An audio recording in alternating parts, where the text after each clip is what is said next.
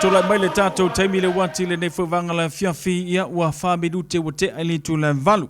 Manatu fo i lewa to ai taunu mai le tatou podkalame is whapaponga o le tutua.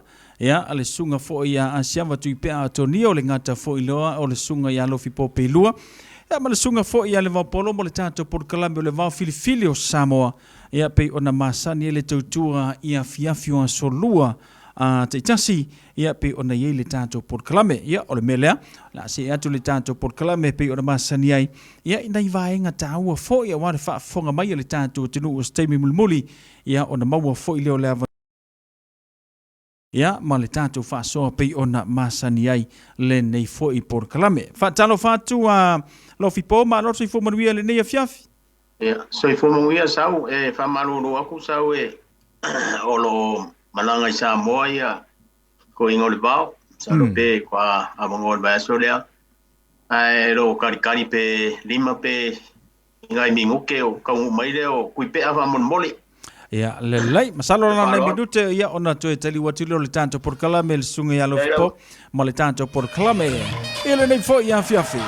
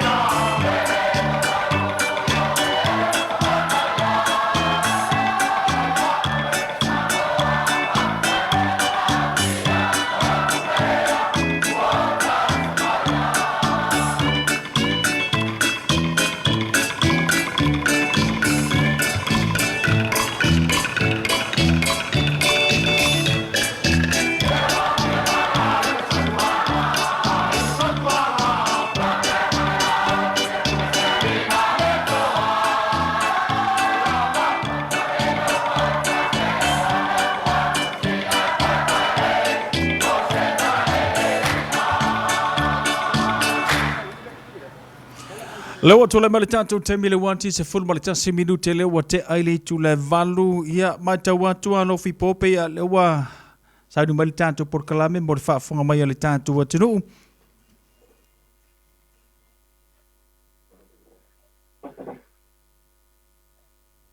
Tai sau mo le abano tu ina mai ka no pa voli ka ko le ki o Faasalau so stau fa foi no tanto por kalam ka no pa voli to fa no tu ya Tuipe'a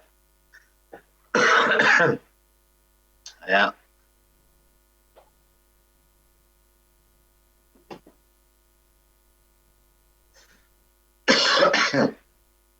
eu mau mai Tuipe'a ro off le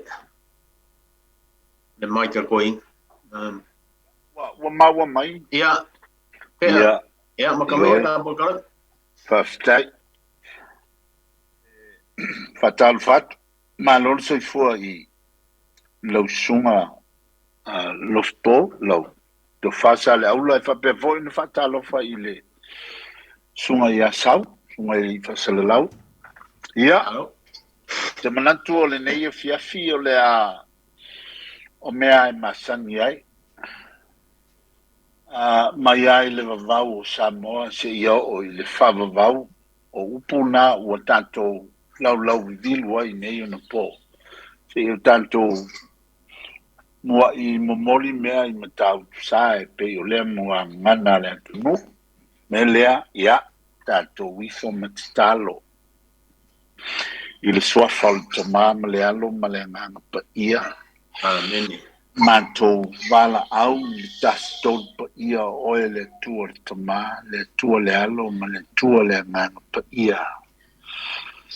E whapea e tolu au I potasi, e tasi lava oe le tua malosi. Le tua o le vavau. O le tua o mea umalava. I lo mantou wala whai le tai ao se ia o I lo mantou whai fo seu I le afiafi aso tautasi.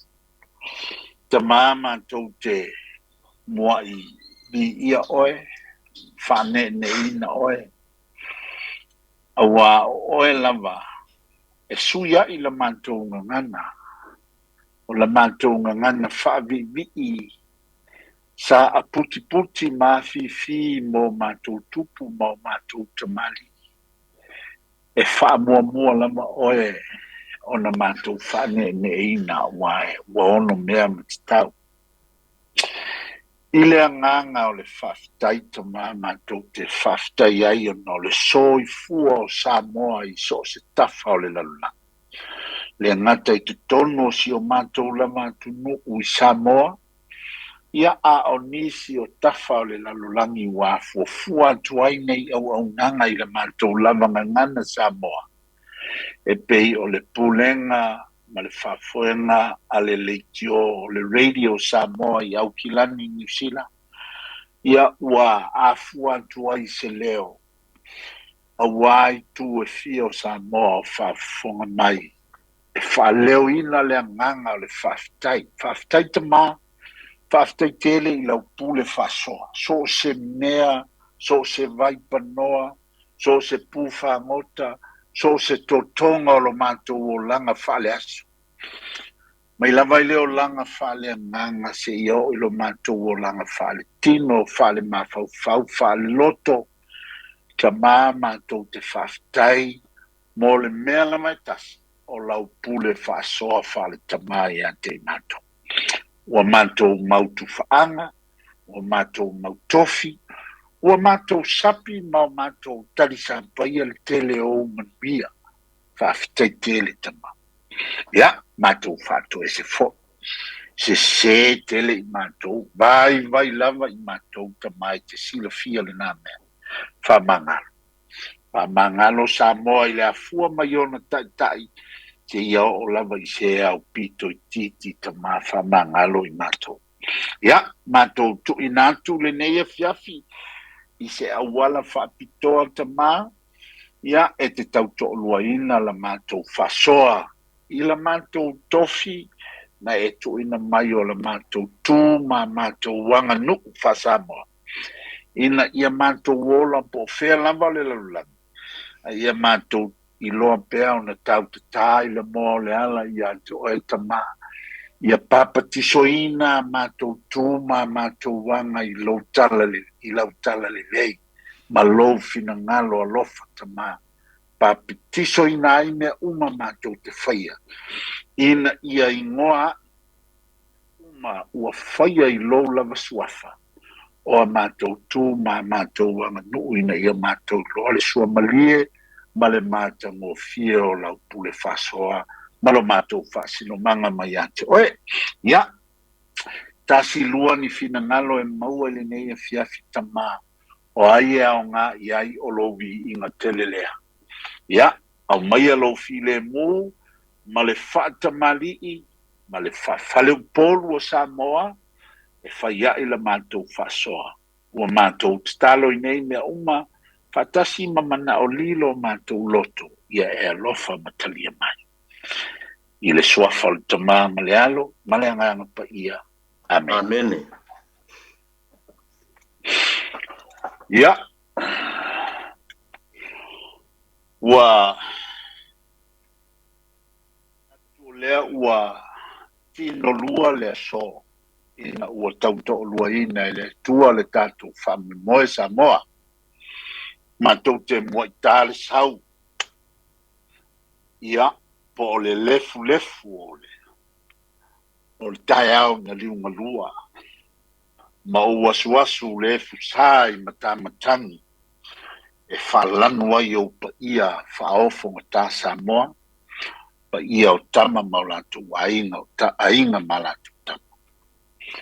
Ia, o le mamalu fo ia tu mo pule tu au mana tawa ai ngai tai ma le Vaofilifili ti. Yeah. Ia po I le whaleanga fulu ma le menu tele. Ia o ia mau sa na Samoa. E mai lama I le vavau e o le whavavau e tu mau fo. Awa mea ua whapa ia ina. Ma o lo ta tofi ma lo ta whasino manga mai le tua. E tu mau lama e o I le whavavau.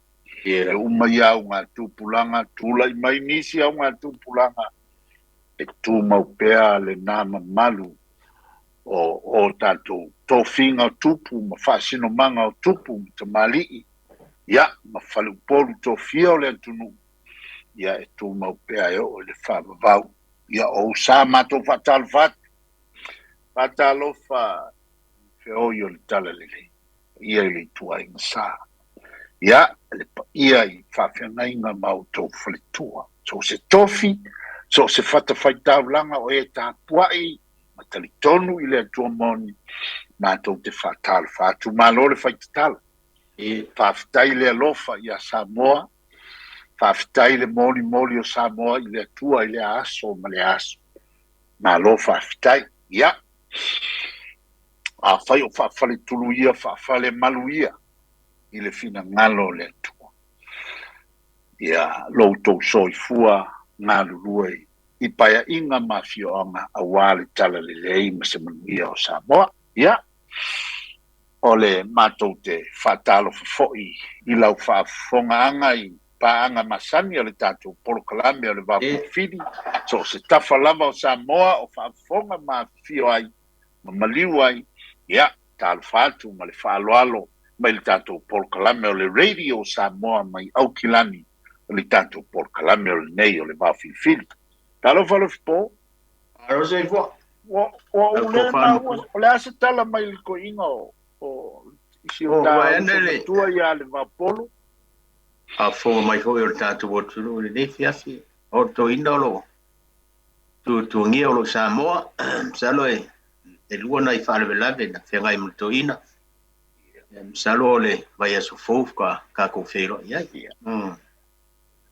Ia. Le ngata I le whalewelave foi whale Paleti. Kalo. E ngai foi whalewelave whale ai. Au tiukiro ako e peia o sionga alo le sa papa ia sa karameta o le whapoiponga mai askarua. Ia. Le whafonga mai Samoa. O mengi e masangi e wala au diai ia au mea mai pele mafukanga le wa lulko ina ele wala au dia kama. E wio lea. Ia, la ngofo ko ina si kali le akalua wo uma le akasi. Le akasi o le palolo le akalua la le maua e ko ina. Ele i makaua o manguia le ka whamuri. E maroso i fua, o vai se unga, kire ko Peilua i wa kere ro ko kongi e au mga rue, maron ngā rue, na o mako ia ngā ore, ka whawale ai, vai ene whawhonga mai ele tunu wau ko ia o lo whengai ma, tiu te mga ruenga.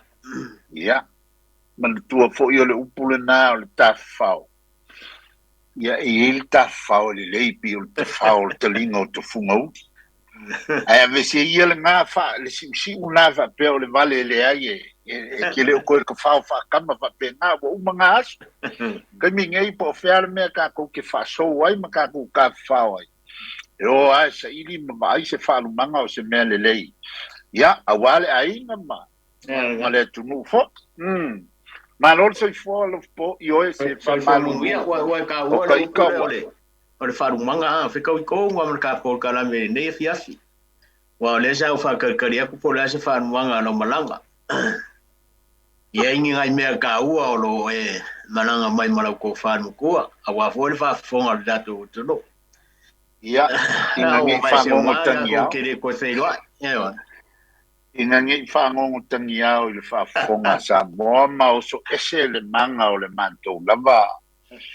Tala leo la afai mai ta polkalame ai na sila fia Samoa ia ele ilonga na fai fo ia le ala fo ia le nei no uma le nei kalisia o lo fanga solo pea ia sa ilinga o le lofa maleanga le leo o tamata ia ile fatala ula mai ale manto fa fengainga le sunga ia mal tino vecta mal faletua o le fionga i le rinti ankon. Ia, masia manto e kale sia vai katoliko i samata. Ia, le fionga o le pio tomata o le tau fia mali to tau papa mali to fauli e fa pe fo ia tapo inga sale utongi po. Ia, o lo i le ala pea le sa ilinga awa le fa moi o le ala leo lo kapisi. Wa maea ia ai tele tolu i nei Australia i Melbourne ia o Sydney ia ma Brisbane wa maea uma faisa i lina maleanga le leo le atunu ia watu pea walanga o le ala ngai fesiri po feale mesa uja ia ale na wa maua i leanga le leo Samoa ma si o mantunu o wo ma ema mai e tolu se lau ma le lua le au whaingo le tupe Australia. Tolu se lau ma le lua afe ma on tupu. Ia le tupe Australia. Ia o tele iloala iai pe whape i pe a liu i se tupe a Samoa. Ia o le whamoe moele na e tu inantu i sia manto te akono ma le manto kalesia.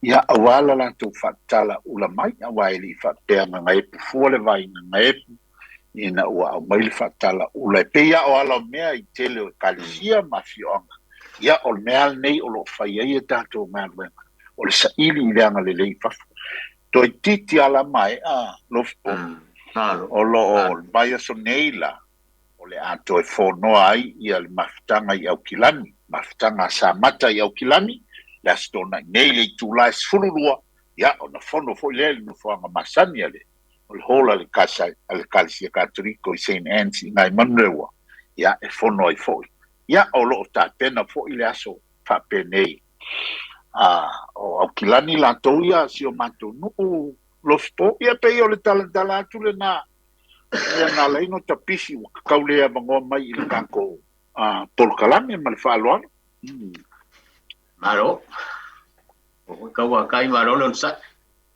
Kau kau ko le kale sim le lu. Ya. E mai le ko lo ko kau. Hashtag Ala ko venga. Kau ko le loku ma le kale sim le lu. Ka po mai Samoa. ole vai aso le nga ma vai ku ngai Tuipe'a nga ngau karangoa I mo upu I ole ala inga sasa mang ya nga umane ngau karangoa e vini mais tas sarope sa a fuma ya ole swafa o sikaulere ngau su mai sa bebio ai nga bala umai la Tuipe'a I le me ole fa nga ngol fui fui la uma ya sa fam kar ko ni si o ba nga I lo dia Pai ko unga mara kilo ia e mai ko le la fo ko le asau so fina ngalo ba nga le ia o ka o ko le ngi si o ku ke ko wa ma wa ia e mo me ko nga sese na nga ia ko nga ka lo ngi fia fia a le fa nga le fu mo to le sa bara o isa belio e vai aso len kenge ia e sa o ka sa nga fo I bara o mai se vai ne fa fo mai le tu se au dia ngai aso ia ko e vaku voile o se fa ko ponga le para ngo ngai vai ngai le o sa vi mai po le aso manga ko le Vaofilifili Samoa le fa nga fu e mar ko ia e ele mau al to ina le utu malo to faiono sa fisilingia to faiono o le mau le to ina le o to faiono tavale e le ai se tanga o se fu e se e sa o umalama langa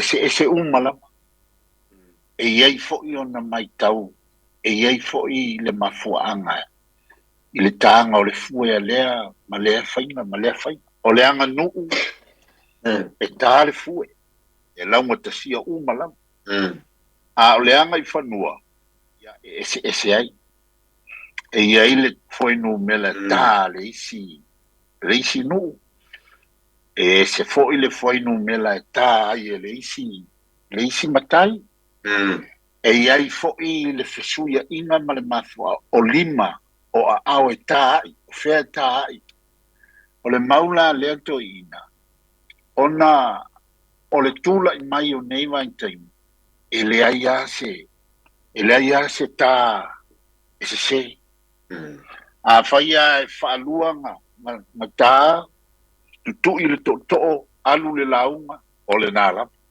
I le whapea alua pe koru pe wha pe lima pe ongo ai wala waku se isi o ngasi serau le ai e le mwhai ona o le mea tā ua I le anga nuku e launga tasia o mai tanto e tutu I le to'o ona tāle o le fue ia o isi e tāle fue ona tutu I le o le to'o ia whamai le maua le tamali I le mātou whasoa ia o nei aso wale ai ase me o toi se o sa o malama e te sila fo'i e malia ia o le wa e a mai le mtau le la ngai tau mo tupu langa la lopa ia Atonio e fasoa mai Samoa ile tanga tonu la mai ta ile fu wa e fo'i o la fo'i ta fu e fa bena e ka e fe la fo ia I tau au o le mea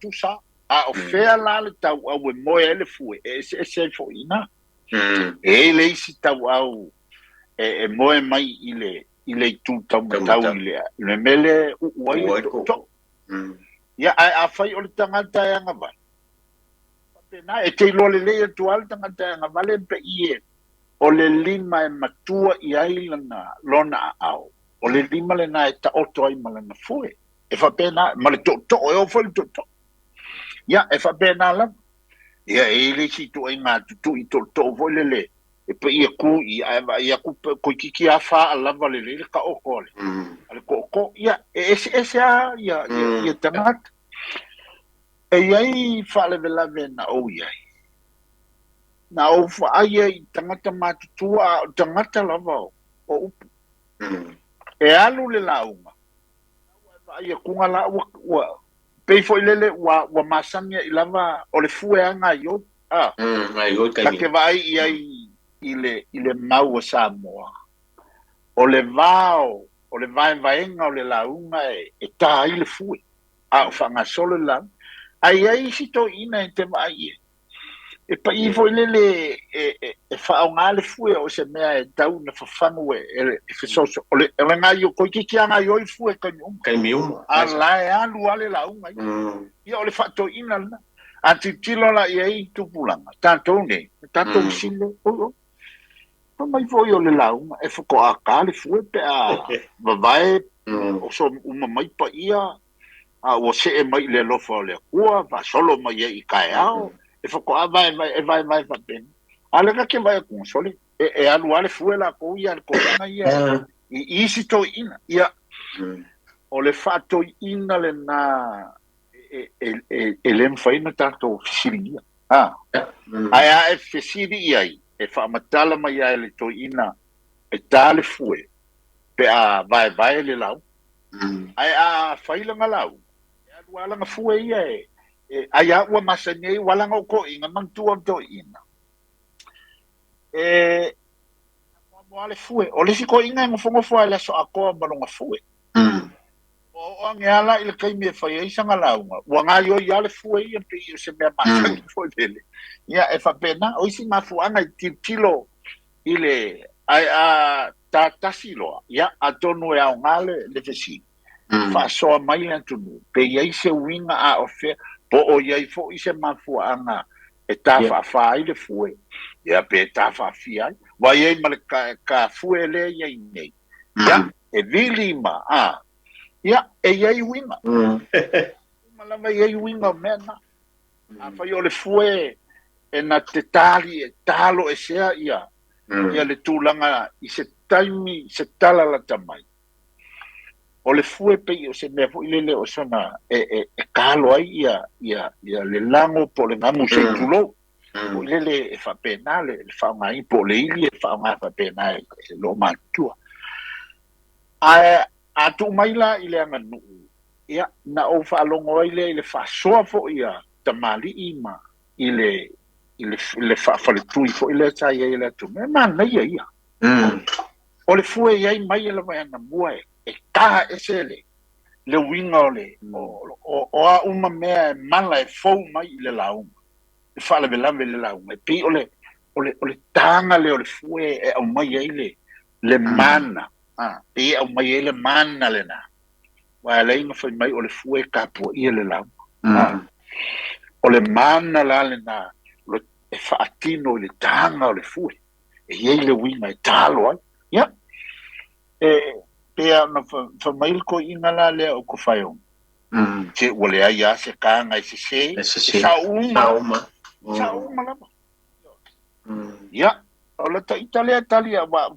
tonu au Lofipo Atonio e Faasamoa mai ai le atunu mo ka ola mai fo ika ia onga kulanga lua mo ka vai e nga kai ia o kala vo nga fai mai ko ka fa le fue wa fa mai ngole lau ia chau wa ila mai e ongo mai ngole lau ka fa o fue fa pena ia a o fe e a makai a fe fa ai ue ia ia le ku ka makai mai o mai a o sa wa i o tupu le loa o tupu fo ma le me fo le tanto o le mata tu mate o le winga mate o le tu ya wa ele ya si to ina o to no fu pale wa mate uma lama to ina e mang fa ile no uma fa de fa le o le ma tanto ngana ya wa ye ina swinga fa pena o le ala vale me tita ye fia po le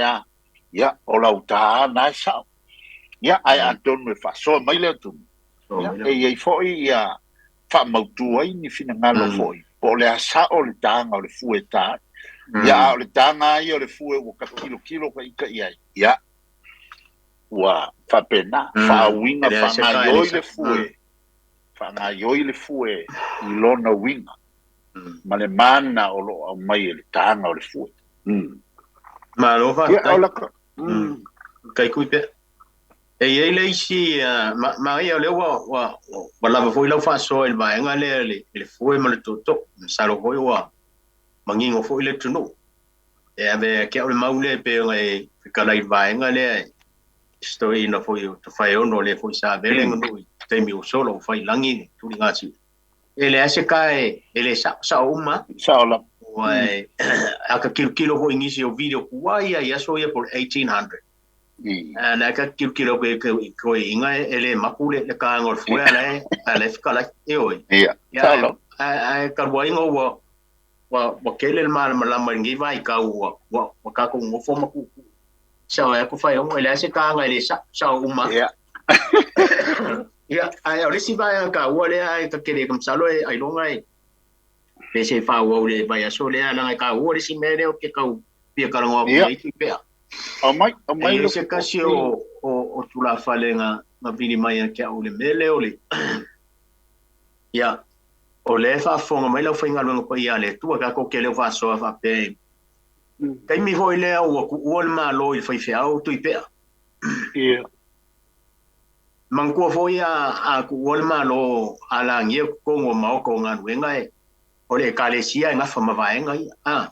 mali yo e kalesia ole mela nga vini mai ele kula falele ya ke o fi maua se ka ko fa so ma ka ko fa so vaenga le a fa pe ole o ko malo fai fe au a si mai ya le Paolo la le o fa ku ole fai fe au ya ale meu mai tawina ele kalia ele ainga foi fel ai kali ele kalisia ya e kali ele kalisia ore ko inga le vai mai ngai ele la to manatu e fai me suru akamai ai ka ofir ko inga na ngai ele o se Paulo le kari mai le o ya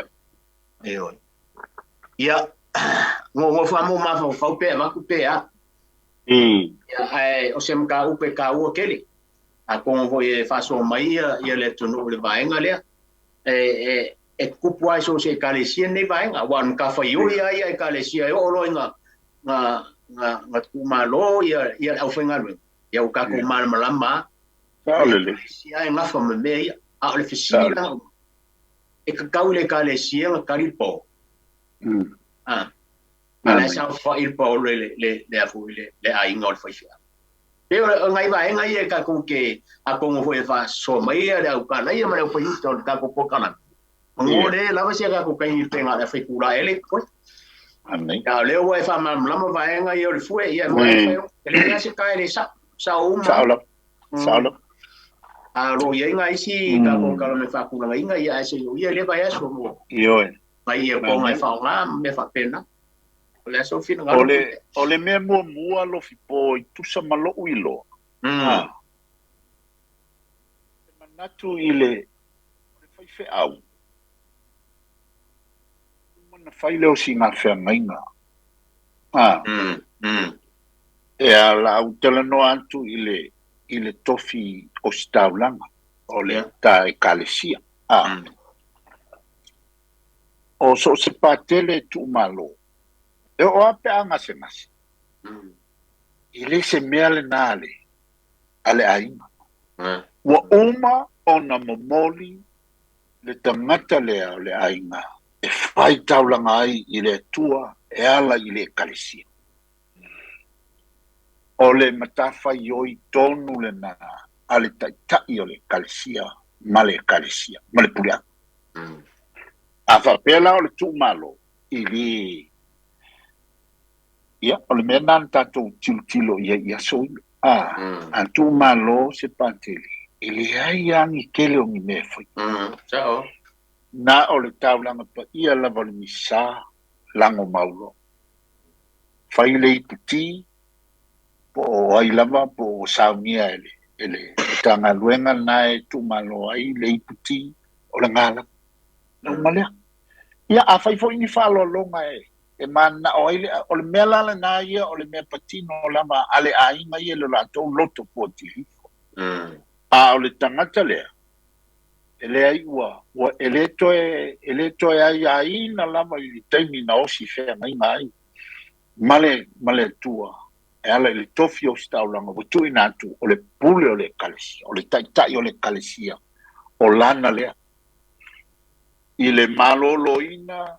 ma le mai o ile oti ua ile kalesia ia sa tantou titilo la ia i taimina e fai le puleanga pe afa pe e tofa ile e afia uma le puleanga e fai ia ni tūlanga whapena pe amana o mia o na fai ai o le fai ngofia ia e whapena fo ila ilo iloa i whawhengaina o ai ua osi whengaina ia langa iaile fai fe au sa o iloa ia na tu malo na watu ainga uma ai na fa ta tia uma la to fuanga na watu mala la to mautinoa eleto yaisa la to pule ile fai o le fai au malana e kalisi e por kalame uma ele kalisi me ia ona fai ale o po e o ala ile Paolo ma me fa pena sa fai uma lana ai ina ua uma le aso o le to ina na liliu mai loa le kalesia ia o mea ia o le Paolo na to mai lava ele pau ale mea na alo iai ainga na lua o le lantou whengainga ma le kalesia a uma na fai uma por kalame ma le aso le kalesia ma ua tuu atu i wangase atu i le lantou fai au na lantou wosi whengainga na ngotolo i le taimi le nao le ainga na li liwa ne loa leo le ainga fai sia lantou whaalo i le e kalesia ia aina li liu mai ale kalesia au mai uma le tala o mea uma na mana tua o Paolo na atu i le kalesia o Paolo o whanau o le fai au ma mea e tali uma i le kalesia ia na au mai uma lava i le ainga ma fola mai luma ia le upo le ainga ta tia la ia masia lato fasilinga na ta pena te wai le kalesia le lato tautinga ona le lato feme ia o mea nae o te iloa e au sa fai sa tali ale Paolo langa e le mawhai ua mai le Paolo tu sa tali uma la vele kalesia ai ina ua maea na whea ngai lo leo le kalesia ma aina na lua ia ona toe avatu uma le kalesia me uma langa ia na le whaftai au aina na lua ua uia ala mea lato talitonunga ngoto uma i le kalesia whatasi masia lato whasilinga na le te wa i le kalesia awalanga o le whaifea ua uma lo lato te na lato wosi whengainga mo tuu i le orti le lato whengainga o le lato taulanga na ave i le tua pule ila pe whaise mea pere ai o le alava le mei ai o le mea la mai tofa i le kalesia ia ta ilo la iai na ne te i ese kalesia Lofipo ina iai fo ise whainga o nisi e kalesia wa ia la tu whainga e masanya ai o titala no antu a uia i le mea na o ai iai i le tu malo le whaifeau ia ai saule Paolo lo na whalitua ia na whai uma lava i le kalesia ai ina ua oolo ua taape ua uma le aso i uma i lo le kalesia whamalmalama uma mea i o a momori mea ia mea lama o le Paolo o i le ai au isi mea uma ia sa avangani ma i le kalesia tuso le la tupu fuan malo fitarai msalo po sau po isika ko wala au la ko ngklole le ia le le we tato wala au talofa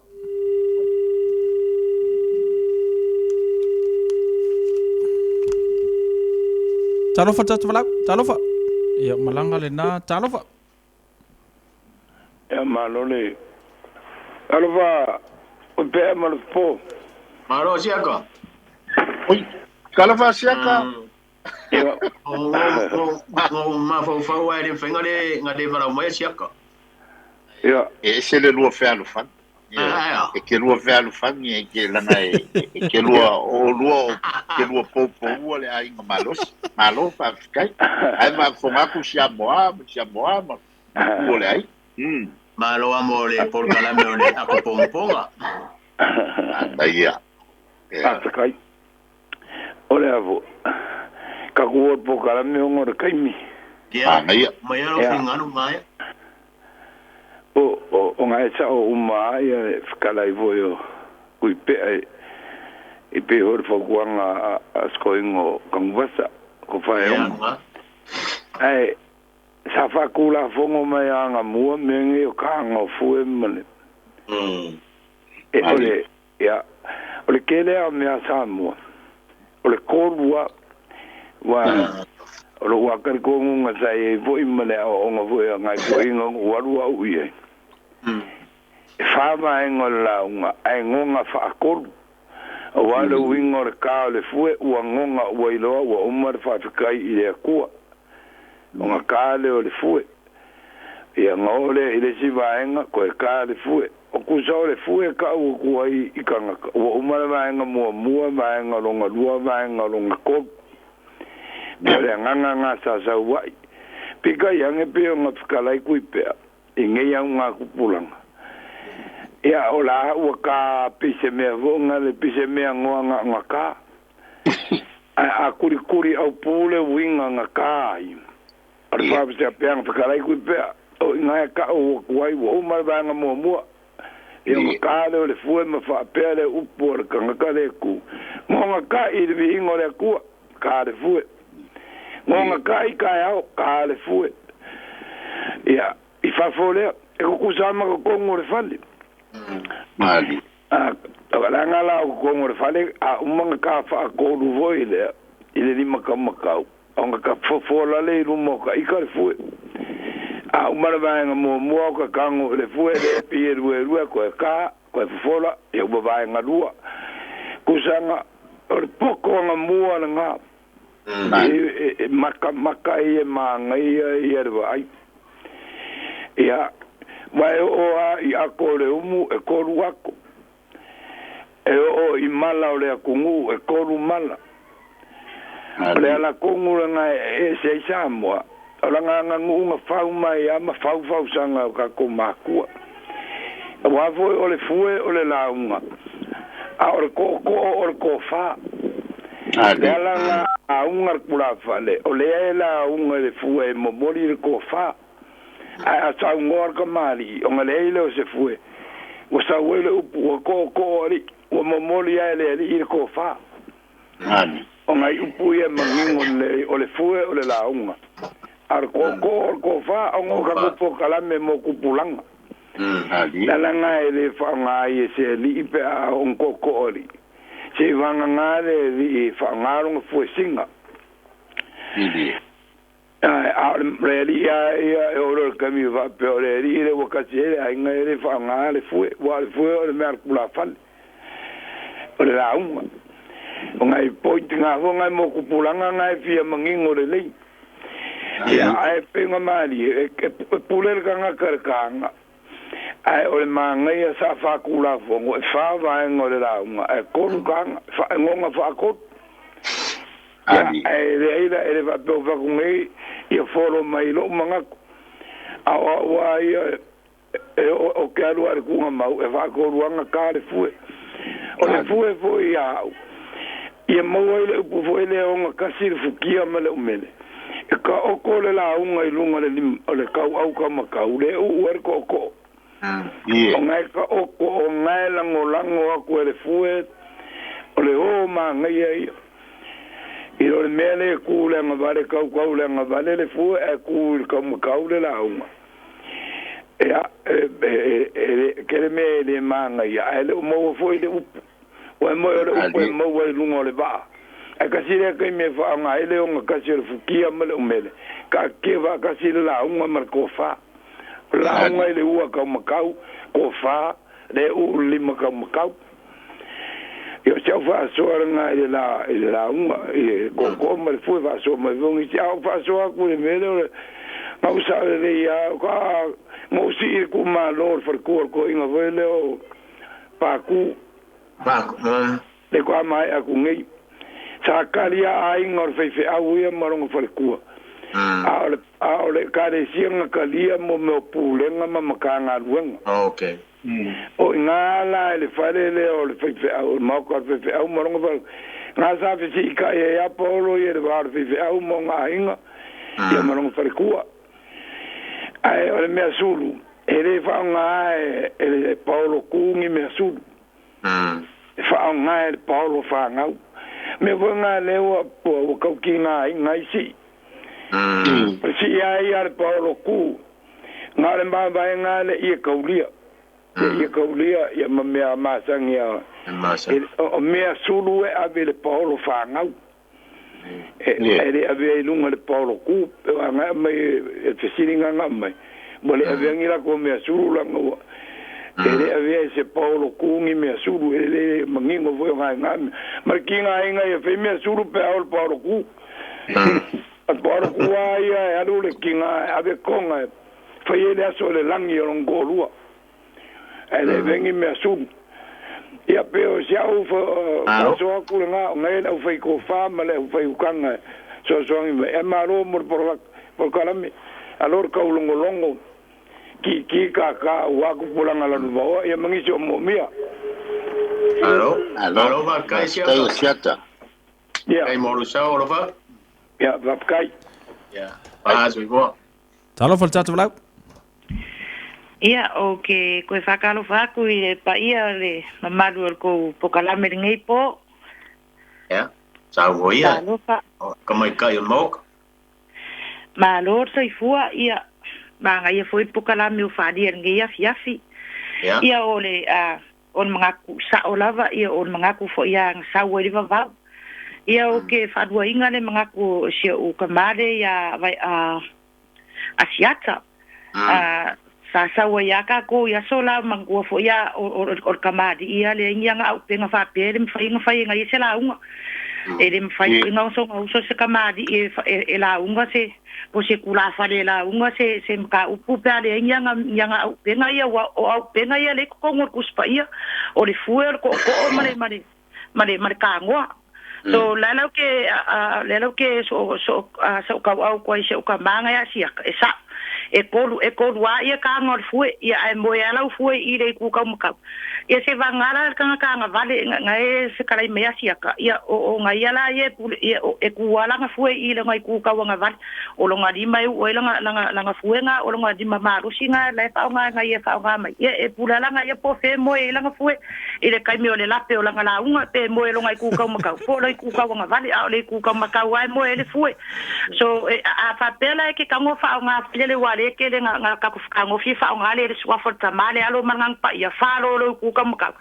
ia ngala e fa nga mai lo le fa nga kasi mo ko mo ka ko kasi mo le ku ia ai fa di mange o funga fa tele vala mai funga manuia ni FF le sitato vala aulea tia Lofipo le sitato vala tala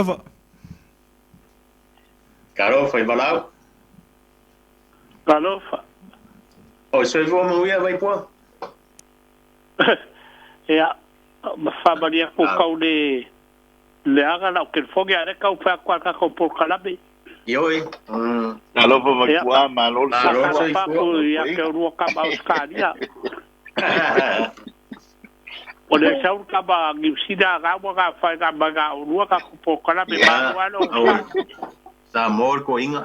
Ia, la ko ru ga de le ko fa ya lo ga ko ruai. La va tu vai. Ole la fa ko ka o fide. El ko bat fue. Ja. O kaukala ban fa lo alo Tuipe'a Vaofilifili. Wa fa ka ko kari ko uiga po fende sa. Ja. Ai I ta kala ko inga fori e maka upu ia so waru a so I fuan pe ari. E kusa le ba ban pe ari. Le foi ga bo ba le a siaka le ba le kusa ela ba ko ba siaka. E ka fa ko lu foi. O le ba foi a ga kusa ba ban pe ari.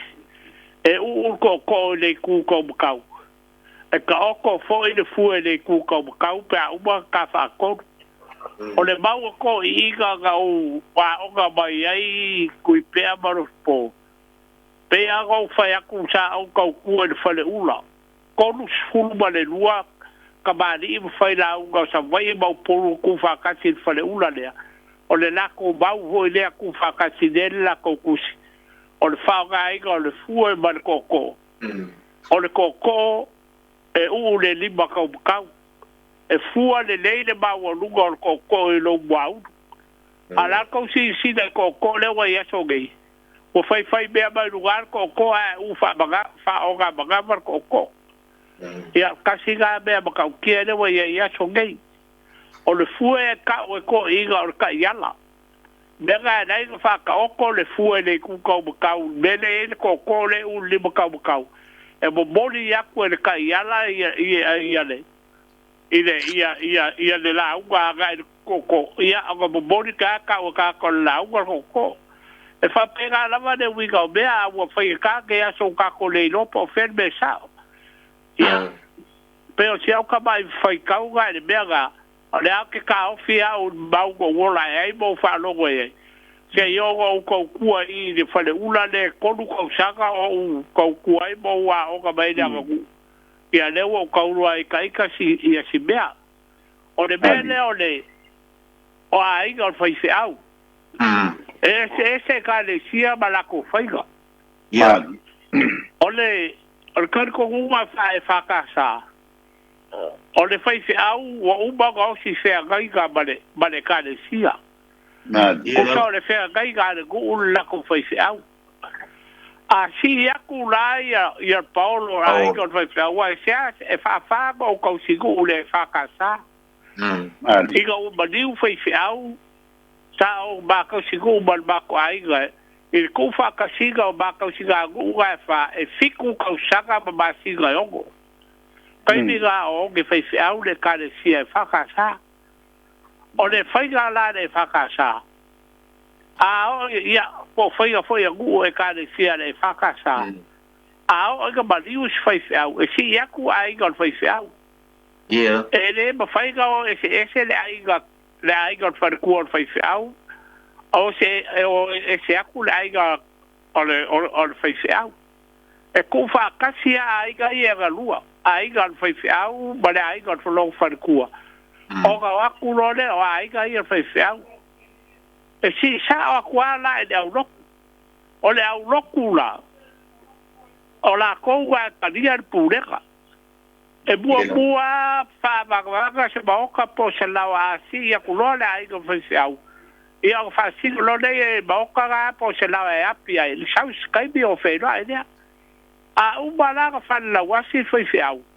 E o whaniu lone o nungu e keu pūlenga. A umanga keu pūlenga. O kumuni lone o pūlenga. A ni niu lone a e nungu.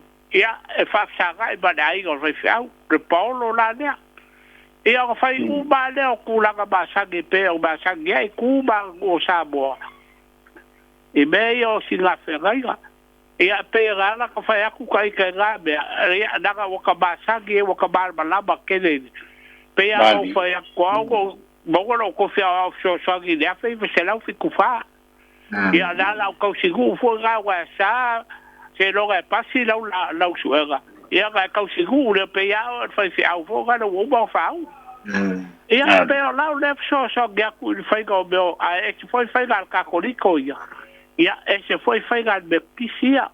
Ia pe se o ka fa magara ga ko kele na ko. Ia so ge aku la ropo ko la me fai ko rua ba o rua. Ai ia maguia kele o rua uso. Te fai ba ko ia ni. Tai la rosa so mai po. Tai mai po. Ka fa ko fa ba. Ia, alo whaku. Ia, alo whaku, manguia foi mano longo le fiafi. Whaftai vai, manguia le fiafi. Elo, e tātou wala aua, Tuipe'a ma, Lofipo? Tuipe'a. O walaka o inga, mai erga por kalame Tuipe'a. Ngai. Kulanga inga. Ta so fina ngaro muri ia, fa o mai erga por kalame por le fiafi. Mai ane fa fo mai tuno. E si vai ngai masania o lo officialing ia pea e nisi ma te loa e si e au ngā iai ole vai nga foi le Lofipo o whaaloa longa e whaonga whatupe uma ia whaalolonga I se maliu ai se fina ngalo e whaatupe uma. Ele manaumia se tonga po se pusa apa po se ni me whapena ni palpalamalo. Ai mole ai ngalamaria o ia le whalavelave o le lātou whaamoemoe e whawhaingofie I e whaatupe uma. Ia o se tasi na o fesili na fesili ngia e nisi ona o le tilo I se o se mea sa mawai ina mai o lo o iai se fina ngalo o le tama a whailo nasu e mana au e awane ni so o le fesi e ta ia ni palpala malo ai whao ngā pel selen ka pena le selen I le whanau ma le aina ia ona te wailea ia o le fesili la Lofipo te manatua foi o tanto masani o whainga o whaalo longa I mea nei o maliu ia asa walisi I e whai atu le e uia uma ia vaenga e masani ai o le whatamali ia o le tofa ia ona avelea o le te uma I te unga e masani e fua I le awala fo o laisa wa ia le ai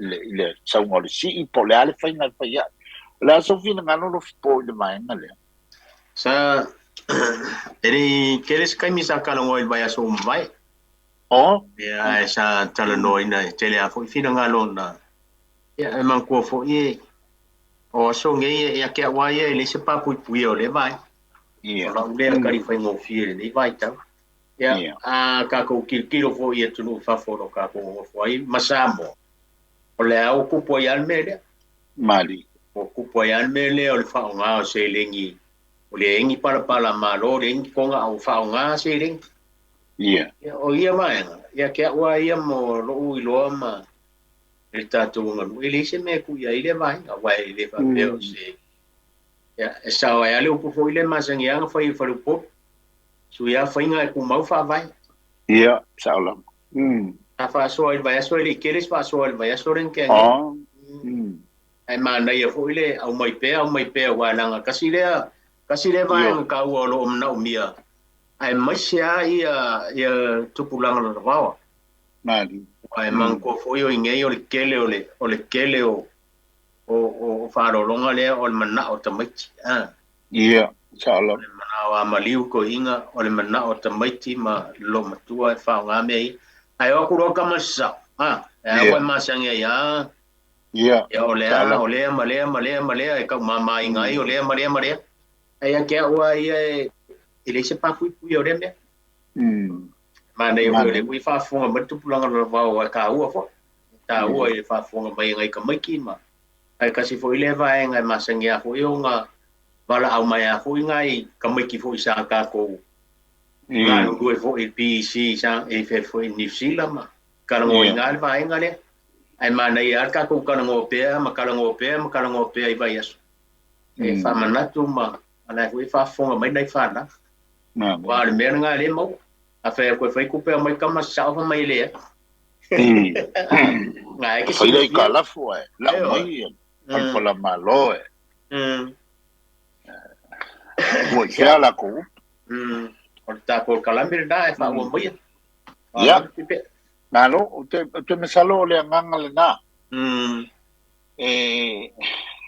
a faya ole me masanyai na mamoliai le fatupu o le sua ia tu I tono le teutusi fai upu famanino le lei o le sua le nei ia e avatua ua malamala ia o le ngati le nei o lo fionga patele po lo sunga I fafenga ia o le teutusi ia bangana ile isi fautuanga bangana le fifi au ni ta ile sauni na faile sauni na faile o sana to fa se ie to pito lava teu ele lo matua bole to ina pole ainga Ie, manai o le aso. Ia na vanele fai ai le tofa. A o fatupe uma isi totonga o falolonga. Ia, e pa i o le fai ngofia le na. O iai fo i le isi mea. E fo lele mo te maitau. Wa fela ua i mapisi i meia. Na ke i leo o pe i ua malemo le anganga o le aso. Le anganga le aso. Nga pe i a leo ua ke. Nga umalo leo ua ka ape. Nga ole lo makuape nga le ko inga malanga wha nga ule e. E pe i ua koe ngofu ma koe mawhau la ele e koe mga kuale. Ai pe i ua mea le whenesi i o whela ua i menga i pe ua ngalo ai le anganga ole maliwa ia na tanto o e tanto te whano no manu mo le mani. Ia, o le ua au iei au ala su ia i whainga o le anga nuu ina i e whawhai o fi. Ia, e mai se i whafo. Ia, ua iei whale ua kaku o i whai kaku whai poiponga au mai tapu o le whale. Ua sāri ngasi i mai se mang papalangi mangi laungi pusa apa i kong. Ia, ua whao ngala wala se le ni whai whalo. Nanga ua iei mea whapena. Ia, ua whale angai whale ma mea whapena. Ia, e tinga ala wala a whai ala e mana o ile loloto le anga du. E iei a taimi ma awala whai. A o le taimi o le sa whainga. Sa masana whai ei a whai o iei ni tapu. Ia, ua le mwhai o whai. Whao ngala o le se le. Ua iei le whainga le e whai ngō fie. Ia, ma pa i e malu foi. Ia, mō le tūlanga i whainga o whaalolonga. Ia, o nai manatu na e ta i ala e whai. Waile ta polkalame e pe a whai o lea Lofipo. Ia. Toi whamanatu i le mantou nuu. Mafutanga sa mata i au kilani. Ia, la stona i nei tu la sululua lau tu fono i naile. I le hola le kalisia katoliko i manure ua. Tasi lua Far Russell Road. Ia, tau te wheilo iai. Ia, i lau tau fontanga i pe o nā tofaina. A el nei o fiafi. Ia, tasi lua se manatu. Ua tamu whai eil tātou polkalame o le Vaofilifili. O ai o au ngā iai vi ia le tua. A vi ia le tua. Ai whafte tele mo le whasoa whatupu whatamali'i. Ia, pa anga masani o le Vaofilifili tupu tamali'i. Whailaunga o lo whasoa mai pēr mai o tau sao le tātou polkalame. Ia, mori atu le whaftai, whamunuia le tua. Ia, ma ia maua pēr le tua manatu. Ia, a wao tātou whaiva. E whasoa nia i e whamanatu na tātou tū ma tātou anga nuu masani. E pei o le anganga o le polkalame na fuafuaina e le sunga e le whaifi. Au ma le whalitua. Ia, ma le tātou polkalame a le radio Samoa i au kilani New Zealand. O le tātou polkalame na le Vaofilifili mai ai maua ma le kitalaina e le Levaopolo whai malanga. Ia, ma le sunga e ta ili soa ia sau mātou te whātofa soifua. Soifua ia. Ia, soifua. Ia,